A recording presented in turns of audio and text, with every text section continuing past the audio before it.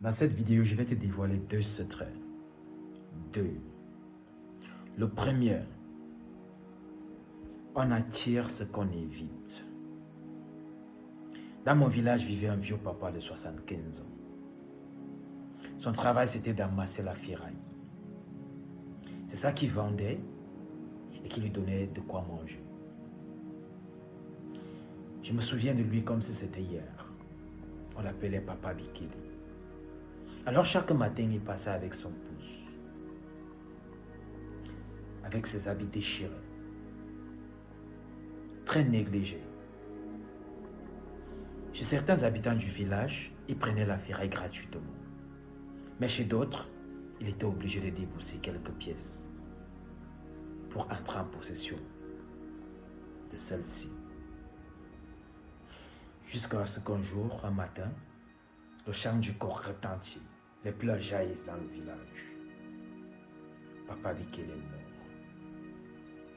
Les habitants du village se sont précipités pour aller voir ce qui s'est réellement passé. Arrivé dans la maison de Papa Bikili, on se rend compte que la maison est négligée. Très négligée, très sale. Invivable, presque invivable. On fouille la maison. Et on soulève le matelas. En soulevant le matelas, on découvre une somme de 25 millions de francs CFA sous le lit de Papa Bikili. Papa Bikili a vécu toute sa vie en essayant de fuir la pauvreté, en essayant d'épargner pour fuir la pauvreté. Mais finalement, il a vécu toute sa vie comme une personne pauvre. Alors la leçon de cette histoire, c'est que on attire ce qu'on évite.